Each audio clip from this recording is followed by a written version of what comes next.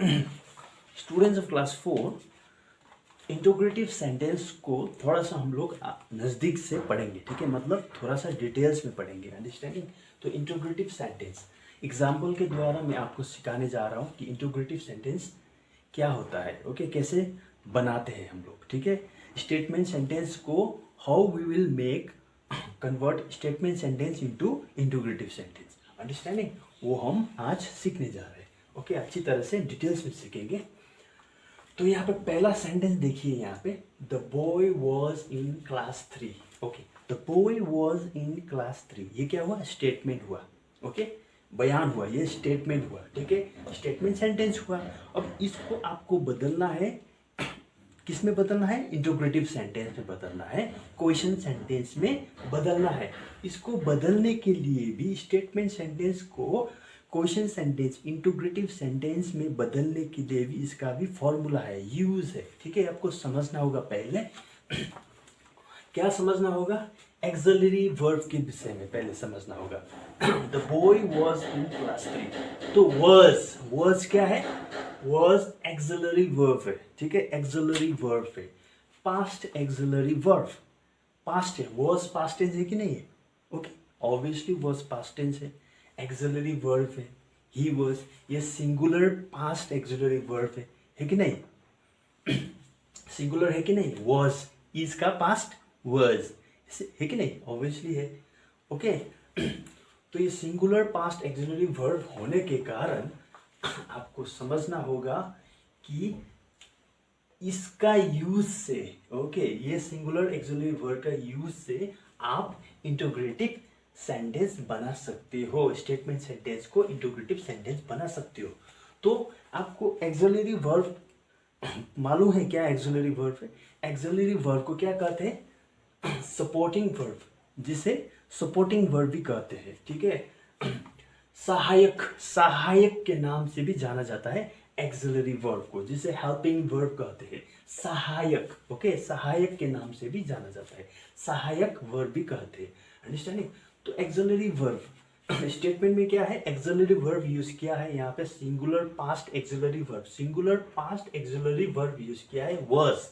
तो इसको ही देखते हुए हम लोग आज बनाने जा रहे हैं इंटोग्रेटिव सेंटेंस, ओके, अंडरस्टैंडिंग।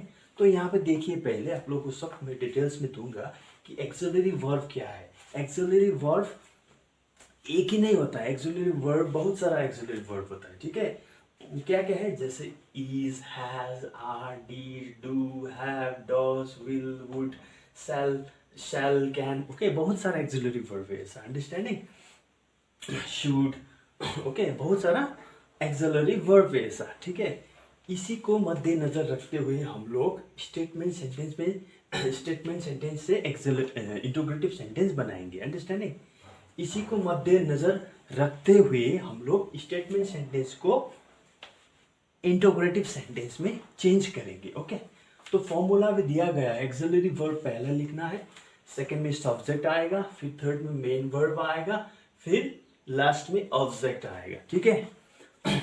तो इस सेंटेंस में तो आप मेन वर्ब तो नहीं देख रहे हो, मेन वर्ब तो नहीं है तो डायरेक्ट ऑब्जेक्ट तो है, ऑब्जेक्ट क्यों नहीं है, इन द क्लास ऑब्जेक्ट ही हुआ, ठीक है, अंडरस्टैंडिंग। तो मेन वर्ब क्या है, आप लोग को समझना है, मेन वर्ब क्या है, जैसे सिंपल राइट, WRIT, राइट क्या है, प्रेजेंट मेन वर्ब है कि नहीं, वर्ब 1 है, तो इसका पास्ट क्या होगा, wrote, WROT, wrote, okay, verb 2, okay, फिर इसका पास्ट पार्टिसिपल क्या होगा, past participle, okay, past participle क्या होगा, write, wrote, written, WRITTEN, written, okay, verb 3 कहते हैं। फिर राइट, रोट, ING, राइटिंग क्या हुआ, वर्ब 4 हुआ। ऐसे ही WRITES, राइट्स, राइट्स क्या हुआ, वर्ब 5 हुआ, ठीक है, अंडरस्टैंडिंग, समझ रहे हो आप। ये क्या होगा, प्रेजेंट वर्ब है, ठीक है, पास्ट वर्ब है, past participle, okay, past participle, present participle, okay, ये क्या हुआ, present singular, okay, understanding, present singular कहते हैं इसे, ठीक है।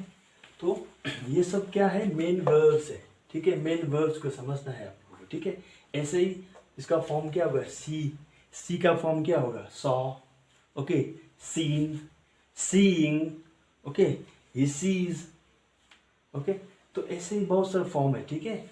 अंडरस्टैंडिंग, हर एक एक्शन, एक्चुअली हर एक वर्ब का क्या है, उसका भी फॉर्म है, ठीक है, उसका भी मेन वर्ब है, अंडरस्टैंडिंग, उसका फॉर्म है।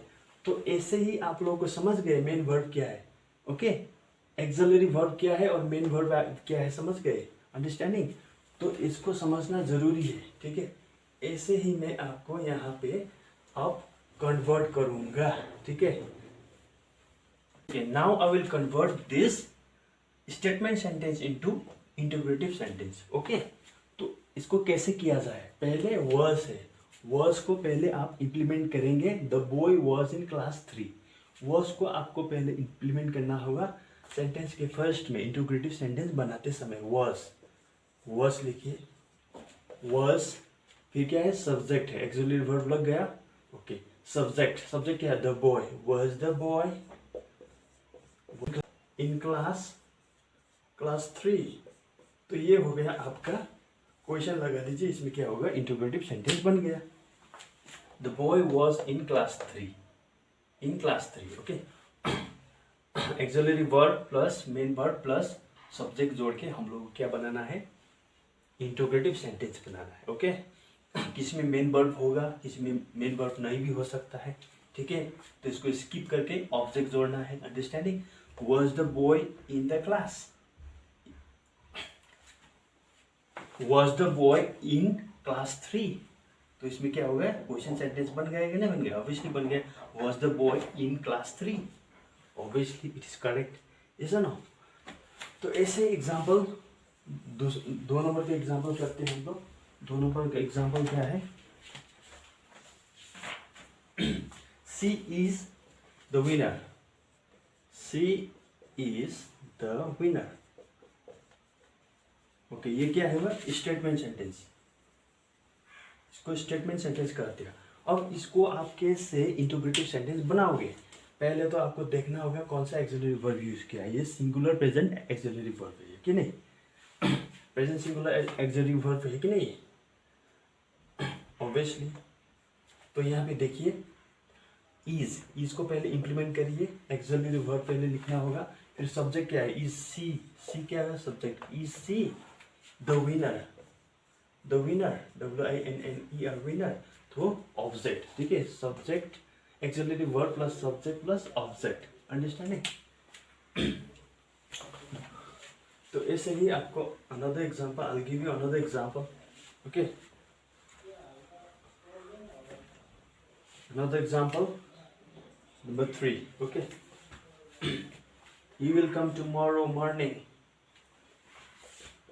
He will come, TOMORROW, tomorrow, RNING.